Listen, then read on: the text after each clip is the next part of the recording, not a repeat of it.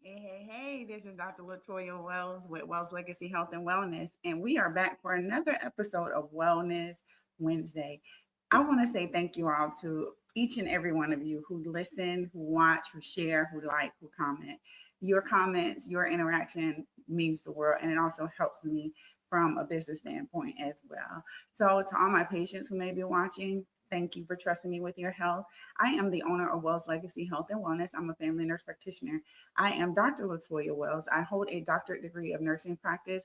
No, I'm not a medical doctor, never wanted to be. However, I knew that I wanted to advance my education, and so that led me to my doctorate degree, which brings a whole gamut of additional education, research, training, things of that nature. So, but I am a nurse to the core. And so tonight, I just want to say thank you all to each and every one of you who listen, who share, who like, and who interact on my page. We are in February. We just celebrated the Day of Love, which was February 14th, Valentine's Day. We are in Black History Month, and we are also focusing in on Heart Health Month. Last week, I talked about heart health and African American history and how the two collide and different things like that. And so tonight, what we're going to be focusing on is her story, her history, Black History Month, and women's health, because this population, and as you know, if you've been following my page for any time, you know that my focus has been hey, sis, because I'm talking to my sisters, I'm talking to the queens, I'm talking to the ladies who are dealing with perimenopause and menopausal symptoms and how it's impacting our health. And whether we know it or not, it impacts our heart to a great degree. And so tonight we're going to be focusing in on that. Stay tuned with me, share, like, comment, invite someone to join. Each and every Wednesday, I'll be here for Wellness Wednesday unless there's something going on and I'm traveling or things of that nature. And sometimes life calls for a break, and that's okay. So I'm honoring that, and I'm honoring you and each and every one of you. So like, share, and comment, and invite someone to join and watch Wellness Wednesday. You can also catch this on replay on YouTube and also on all the social media sites. So tonight we're going to be talking about, as I mentioned, Black history. So it's Black her story. Honoring the past by protecting our hearts is the topic that I came up with. And one of the things we want to talk about is we have this genetic component. I talked about that last week. We can't change that, right? But there's certain things that we can change that can impact us in a positive way. And so I just want to say thank you, thank you, thank you, thank you. Today we honor Black history by talking about something that I am passionate about and something that impacts Black women disproportionately, and that's heart disease, as I mentioned. And one thing I want you to know is that heart disease does not wait. It doesn't wait for anyone, and neither should we. So we should be proactive in taking care of our bodies. And I found this quote by Jim Ron, I think is his name. Take care of your body. It's the only place you have to live.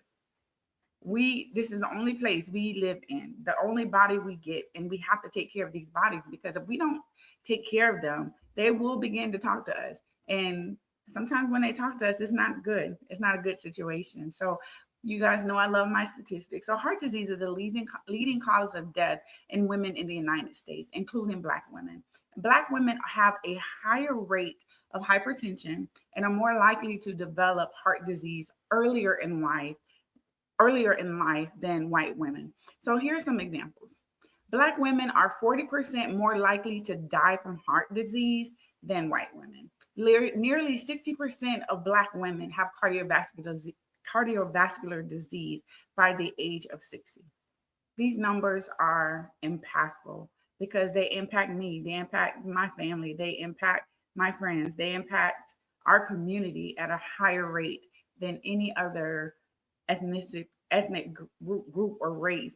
At When I started looking at these numbers, I was just like, wow, what can we do to change that? Yes, we know that our past and things that we've done in the past can impact our health. We've talked about that.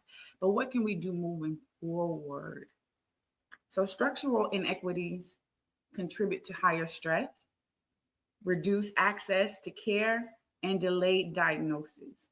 Racism, socioeconomic stressors, healthcare bias physiologically impact the cardiac health and puts us at a higher cardiovascular risk.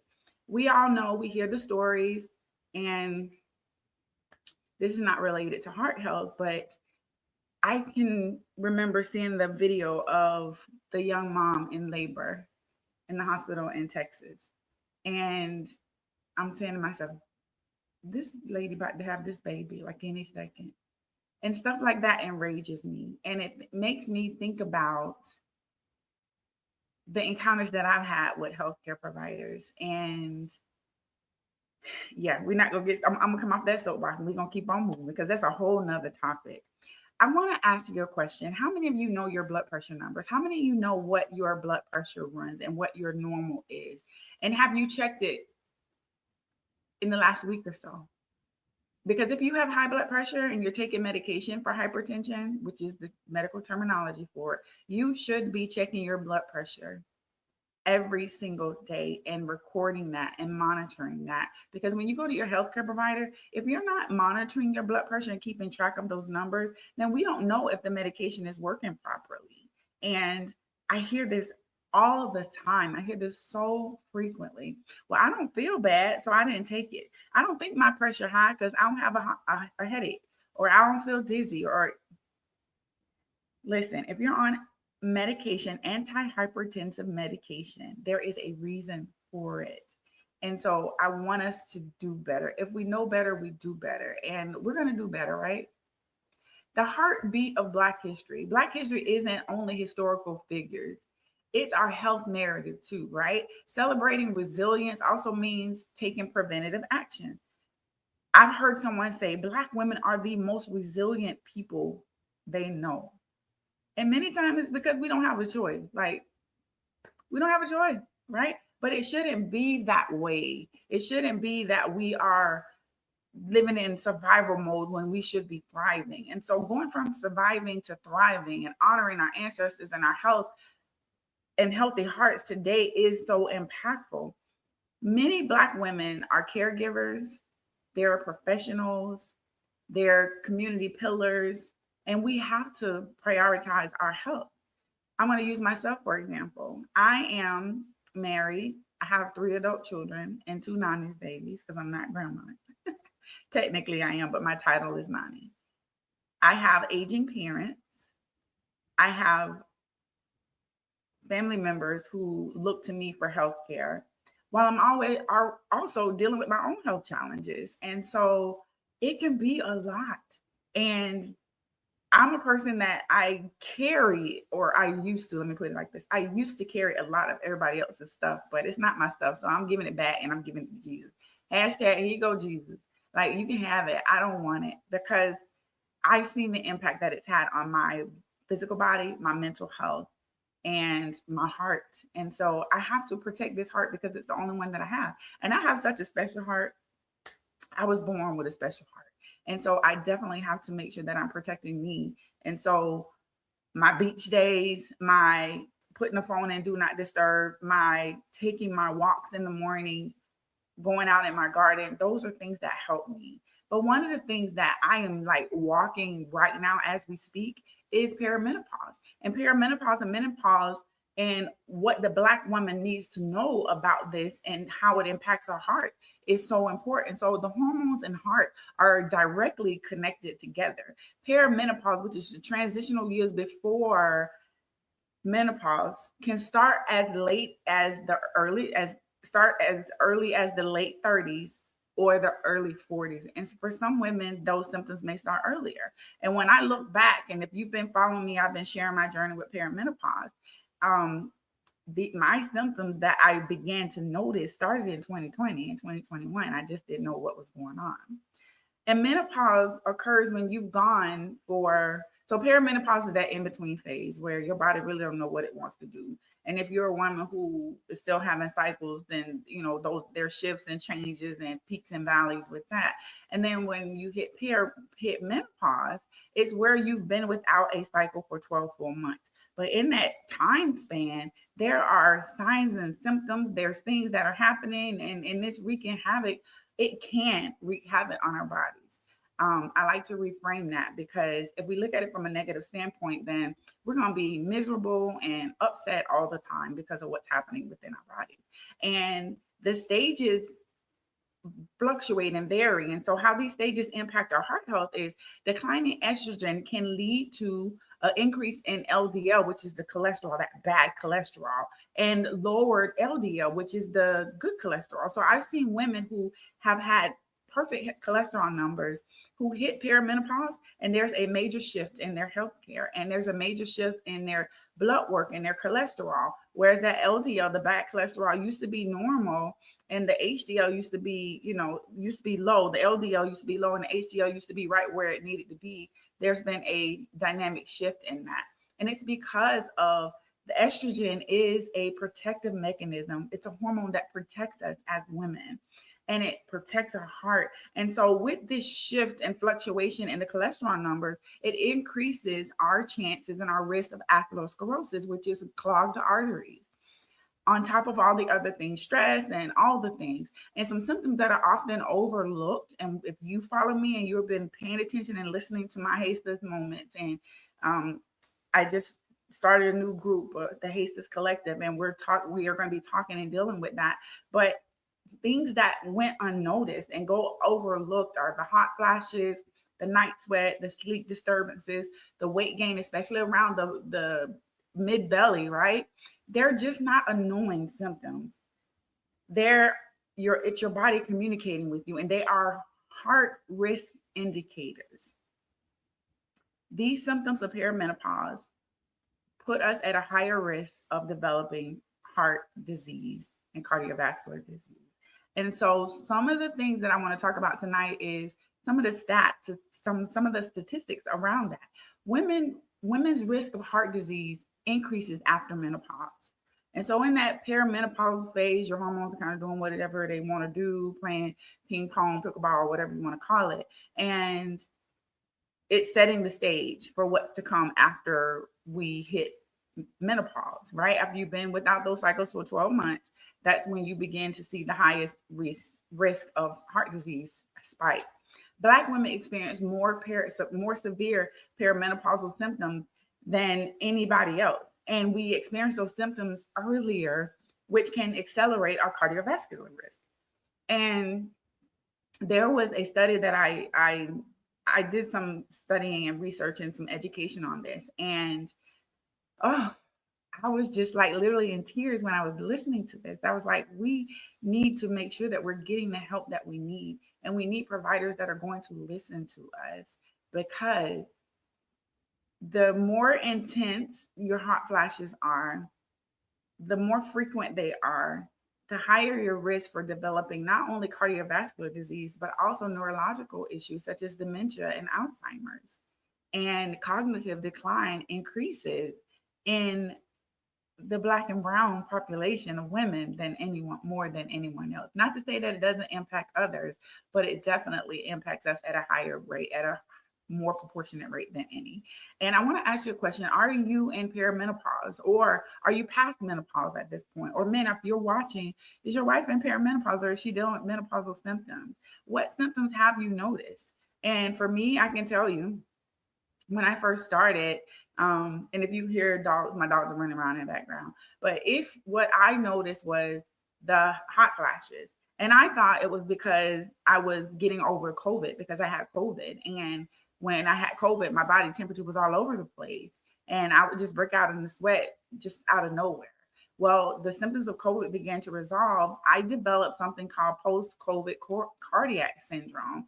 And that just kind of did a number on me and my heart. And I would just start breaking out in sweat, like waking up in the night drenched in sweat. And I'm thinking, well, this has to be the long COVID things, right? Something that's happening because of COVID. But when I look back, it wasn't COVID. It was me going into the beginning phases of perimenopause. And when I look back even further, all of the things that I was experiencing, such as the brain fog, forgetting things, being really irritable, and just not being able to hold all the things together. But I had a triad going on. We were dealing with COVID. Things were crazy at work. Everybody was at home, and all that stuff happened. And then we moved just a little bit past that. Then I ended up getting COVID, getting really sick. My grandmother passed away. there was a lot going on.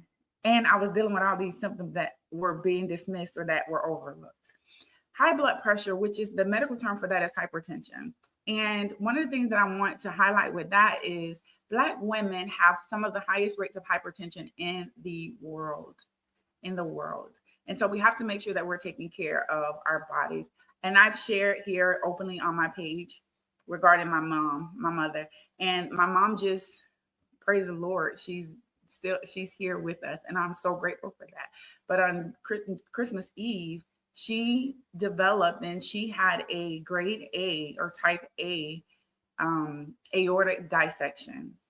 And two of the most common causes of that, one is a genetic condition called Marfan syndrome. The other is uncontrolled hypertension. And my mom does have hypertension. She has some other health issues. And I have gotten her permission to be able to share. I won't share everything, but I will share some things as it's pertinent to what I'm speaking on. And so she knows. Don't go telling my mama, your daughter over here talking about you. She knows. I've already asked her for her permission to kind of share her story. And so making sure that we're monitoring her blood pressure and keeping her numbers at a really good rate is important. And then diabetes, nearly 1 in 6 Black women have diabetes, a major heart disease risk factor. Diabetes is a progressive disorder and it causes impacts on multiple organ systems, including your blood vessels, including your heart. And so diabetes alone puts us at risk for certain things. But when you couple that with perimenopause, when you couple that with hypertension, it's a triad. And we need to make sure that we're really working on keeping those A1C numbers down and the blood pressure down and the cholesterol numbers down and all the things. Obesity and weight gain. Listen, I've never had to worry about my weight. Never in life have I had to worry about, even when I was pregnant, I never had to worry about my weight. I never had a belly. I always had, a nice little waist. Child, perimenopause hit. And I have this little pudge that I just can't seem to look. I'm holding on to it now. Like, just go somewhere. Just go somewhere. The working out, none of that is helping. And so I've been diligent about making sure that I'm working out, that I'm doing the things that I need to do, that I'm looking at my diet. And there's some work that can be done there. As going to be having a consultation with a dietitian just to be able to look at my diet and the things that I can eat and that's going to help me to nourish this body and take care of it. But weight gain during perimenopause often accumulates around the abdomen, linked strongly to cardiovascular disease and cardiovascular risk. And it's called visceral adiposity. It's that weight that we get in the belly, in the midsection, and it's hard to get rid of. And that puts us at a higher risk for developing heart conditions and things of that nature. And then stress and everyday, listen, the climate in which we are in and the racism that many people are facing and the racism that we as a people have had to deal with for years, it causes stress. And chronic stress leads to inflammation and heart disease. I have an issue with my platelet levels, and my platelet levels have been elevated for many years. I'm on treatment for it. However, I was talking to a friend of mine, and we would just kind of trace back. When did this start? And I had already started doing this. And I was sharing with her what started around this time. And this is what was going on. Chronic stress increases inflammation in our bodies, and inflammation causes other things. So looking at an anti-inflammatory diet and the things that I can do to change to kind of help regulate things within my body is important. The next thing are some of the action steps that we can put into play lifestyle and prevention wise that can help us. One, as I mentioned, know your numbers. Get your annual physical exam. Get your well woman exam. Get those labs done. So know your blood pressure, know your cholesterol numbers, not just cholesterol, but look at the lab results that tell us about inflammation in the body. Most importantly, when we're looking at the cholesterol numbers, we want to know what's the LDL, what's the HDL, and what are your triglycerides? What's your total cholesterol numbers? We need to know those. What's your fasting blood glucose? Have you had an A1C done in the last 6 months to a year? If so, what is that number? What was it the last time you had it done? Is it decreasing or is it increasing? You want to be able to compare the numbers to see, am I moving in the right direction or do I need to make some additional adjustments? And what is your waist circumference? Keep track of that. My waist circumference Listen, uh, it used to be a pretty number, and some people would look at me and be like, What are you talking about?" But for me, I noticed the change in my body. So those are some of the things that we need to keep track of. Some other lifestyle pillars, things that we need to focus on: our nutrition, reducing the sodium, increasing fiber, those healthy fats. I've talked about that. Things, the good fats, the omega 3s and the salmon and I don't know about the sardines. That's just not my taste. Maybe I'll try them. Chia seeds and walnuts. But if you're somebody that eats sardines, then hey, go, have fun with it. Movement, 30 minutes a day. As you know, I drive this home. 30 minutes a day, 5 days a week, 150 minutes of walking, moderate intensity walking, dancing, resistance training. As women, we should be lifting heavy weights at least 2 to 3 times a week and sleeping, aiming for 7 to 9 hours a night. And I know if we're in perimenopause, sleep is hard to find sometimes. But what I want to say, some of the things that I've done that have helped me, magnesium supplements have helped me bar none when it comes to my sleep. And I can't give you medical advice.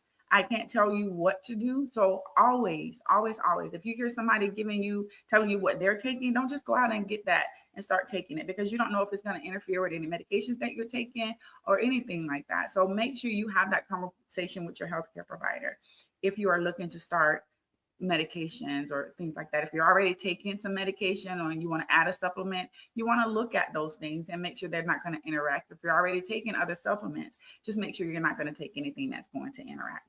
And then stress management, me working out, journaling, praying. Prayer number one, journaling, working out, and the beach help me manage my stress. Like when I'm about to, you know, throw up them hands. No, I'm just kidding. Meditation, prayer, journaling, therapy.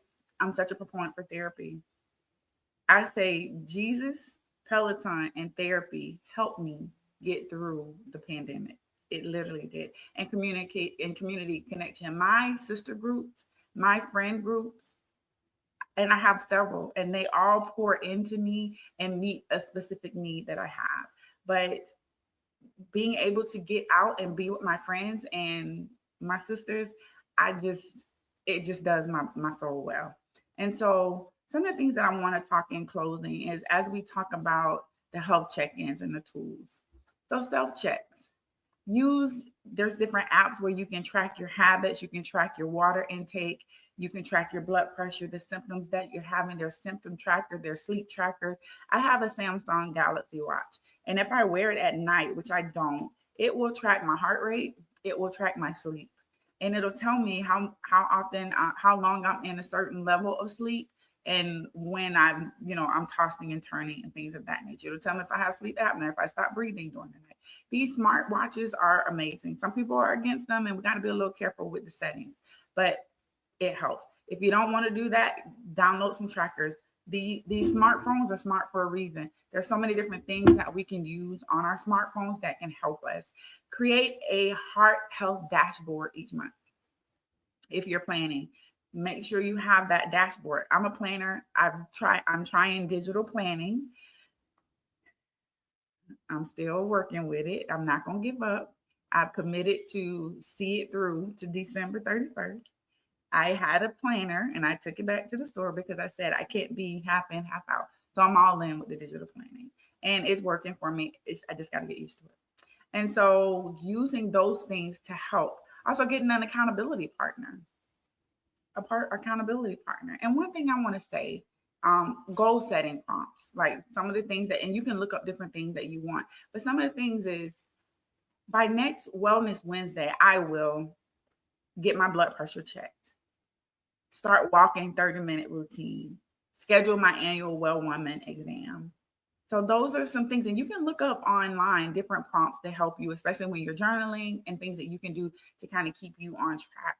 Me, I journal, I write down everything. I want to make sure that I am doing what I can. When I get my blood work results, I go back and I look at what it was before. Even though me and my healthcare provider talk about it, I want to know that I'm knowledgeable about what's going on with my health. And so in closing, I just want to let you know that you are not alone in this. Your heart matters, your health matters, and your story continues in strength, in wellness, and in victory. And so, as we close tonight, I just want to say to all the women who are navigating in and through perimenopause, sis, you're not by yourself. To all my friends, the guys who are navigating perimenopause with their with their significant others, husband, I love you. My husband is he's a trooper because perimenopause life is no joke. But anyway, and one day he said to me, "Oh, you hot?" I was like, "Listen, don't ever say anything to a woman who's in perimenopause about their body temperature because 9 times out of 10 we burning up." And he was like, "Oh, I was just gonna ask you if you need me to turn the fan on, but I done chopped his whole head off because 1 minute I'm hot, the next minute it's cold and freezing, and it's a mess. But we are working through it." I want you to drop in the chat. What is one heart healthy step you will take this week? For me, I have been walking every morning. I started it and I was doing well, and then life happened with my mom and I got off track. But I got back on track. The key is not if there's a interruption, but the key is getting back up and starting again. And I did that. And I was down on myself for a while there because I was like, I was committed to this. This is something I know that the Lord told me that to do. And here we go. Distraction, right? And so we are on the other side of my mom and her surgery, and she's doing well. Thank the Lord. And so I've started back my walking. And when I tell you, when I was not walking and exercising as routinely, which I still would exercise, but my morning prayer walks just kind of set the tone for my day. I started having like this back pain and all this stuff. It was a mess, but I'm back into my routine and it's definitely helping. And so I just want you to know that a legacy of good health starts with the heart of queens, the heart of women. Because without us, without the women, there would be no us, right? We all came through women. And so we got to take care of the women in our life. We got to take care of our sisters. We got to take care of our friends. We have to have those accountability moments. When I had an accountability moment with a friend today, we were talking and I called her after I left my appointment. I had an appointment with my hematologist and I called her because I usually just kind of share with her and get her thoughts on and her knowledge about certain things. And she said, I'm pulling back from bacon. And I was like, dang, I've been thinking about that. I love bacon. I tell people I could go vegan. Like I could not eat any other meat, but I don't know that I would be able to give up bacon. And me and her had that conversation. She doesn't even know that little comment that she said had me to start thinking. And it was an accountability moment because if I'm going to take care of myself, if I want to help decrease the inflammation and sodium that I'm intaking, then I can't eat foods, even though it's good. I can't eat the food that are going to contribute to that. And so I will be making a transition away from pork bacon, which has been my favorite. And so for me, I think that's one of my things that I'm going to do as heart health this month, heart health, to seek to transition away from that. As we close, this is Dr. Latoya Wells. I just want to say thank you so much for joining in tonight. I hope something that I said made an impact to you and was impactful and is helpful in your heart health journey as men, as women going through perimenopause and through perimenopause and menopause. I hope something that I said tonight gave you that spark of motivation to make some changes or to look at things a little better. Stay safe and be well. This is Dr. Latoya Wells with Wells Legacy Health and Wellness. Until next time, I'll see you soon. Bye.